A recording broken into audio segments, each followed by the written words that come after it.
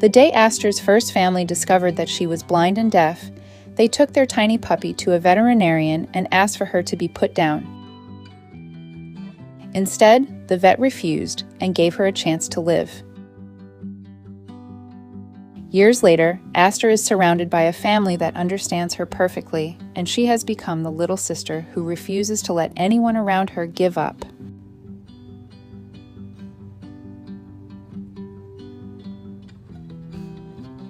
The veterinarian knew that being blind and deaf did not mean Aster couldn't have a good life.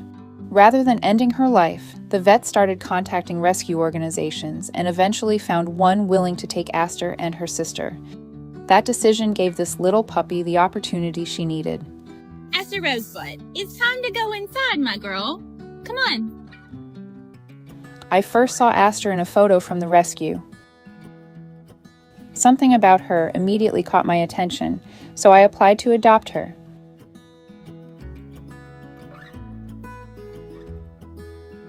Thankfully, I was chosen to become her person, and from that point on, she became part of a home already filled with animals who had their own stories. Go on.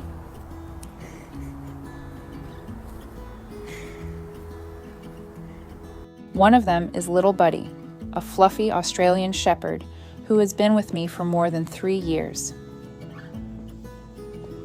He was also listed as blind and deaf when he was in rescue, although today he has one eye and is otherwise in perfect health.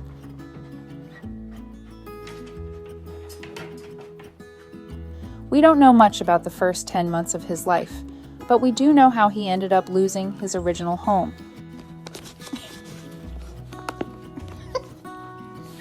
His owner brought him to a rescue because his girlfriend didn't want the dog around. Little Buddy then spent about 2.5 years waiting for someone to choose him. During that entire time, the rescue was contacted by only one person who showed interest in adopting him, and that happened only a few months before I eventually brought him home. Ready? See it? Good job! Despite everything, Little Buddy absolutely loves life. He wants to explore, stop, and smell everything around him, and go on every adventure he can. Come on.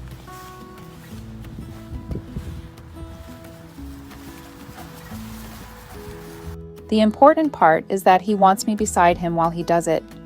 After spending so long waiting in rescue, he became a dog who genuinely enjoys experiencing the world. When Aster arrived, I knew Teddy would be okay with having her around, but I didn't expect anything particularly special between them.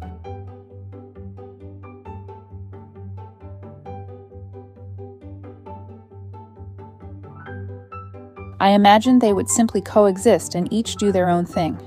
Teddy had a different idea. While Aster was still little, he started approaching her specifically to snuggle.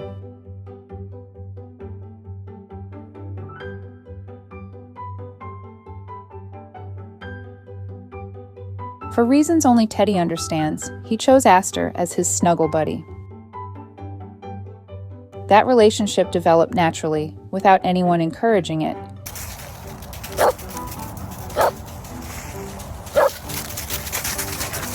Aster couldn't see him approaching or hear him coming, but Teddy still found a way to be close to her, and she became completely comfortable having him beside her.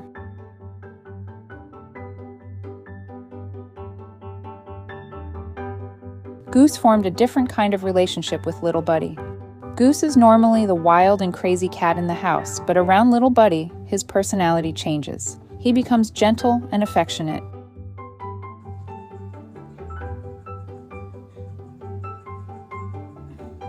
Seeing that softer side of Goose around a dog who had spent so much of his early life without a permanent family is something I never expected.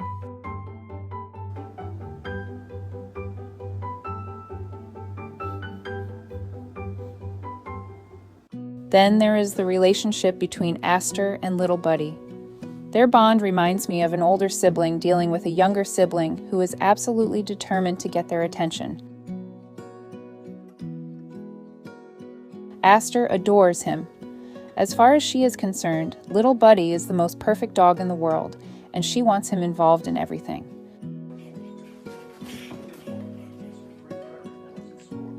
Little Buddy!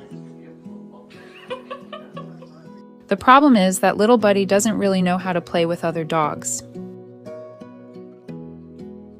He never learned those skills when he was young, and by the time he came into our lives, playing with another dog simply wasn't something that came naturally to him. Aster, however, refuses to accept that as the final answer.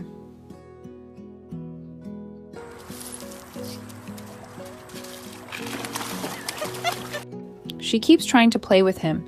She doesn't become discouraged just because he doesn't immediately understand what she wants. She goes back and tries again, bringing the same determination every time. That persistence is such a perfect example of Aster's personality.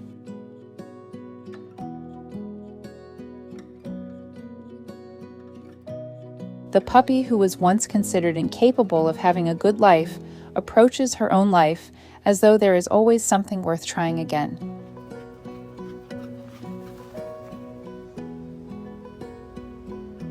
Aster is completely blind and completely deaf, so communication with her works differently than it does with most dogs. We use touch signals instead of relying on spoken commands or visual gestures. Aster, baby.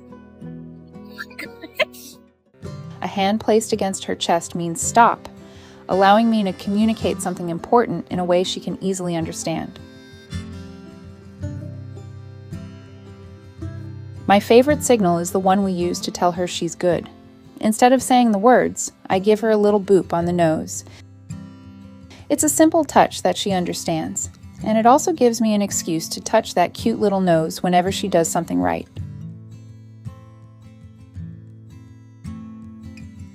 When I think about where Aster's story began, that is the part that stays with me most.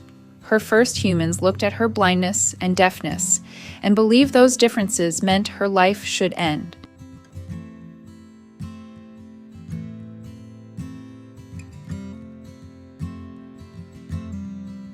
The veterinarian saw the same puppy and understood that she could still have a full life. Everything that happened afterward came from that one decision to give her the opportunity.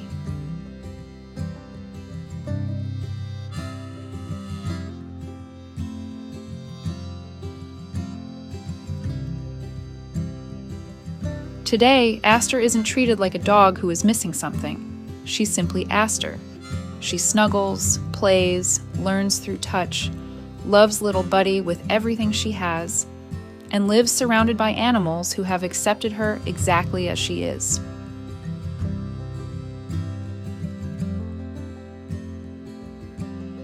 We love her exactly the way she is, too. She doesn't need to see us or hear us to know that she belongs here, and we don't need her to be any different.